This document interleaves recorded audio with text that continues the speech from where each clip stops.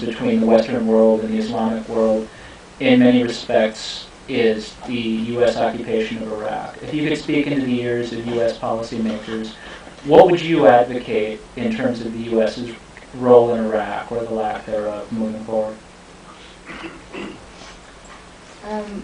What would I advocate on that? Gosh. It's become a mess.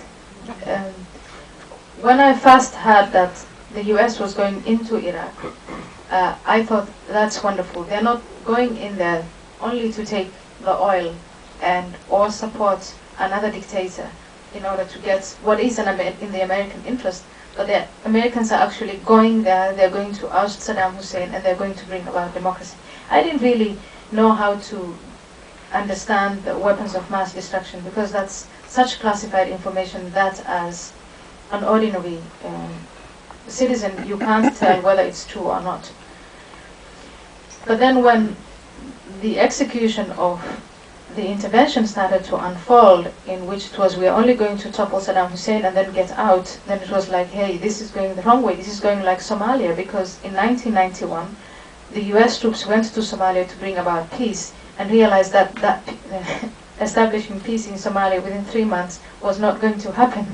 They left, and that damaged the US image and US power more than anything else, because they were seen in the wider world as, oh, 7 or 8 soldiers or 18 soldiers are killed, and they ran away.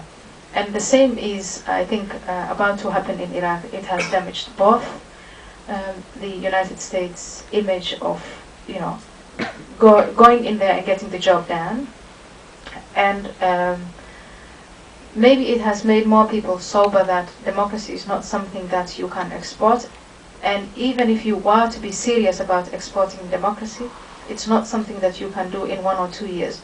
You really have to take the time and commit to it, and that means occupation for 50 or maybe even 100 years, until there are generations that actually understand it. And that kind of commitment is not something that the US is doing or going to do.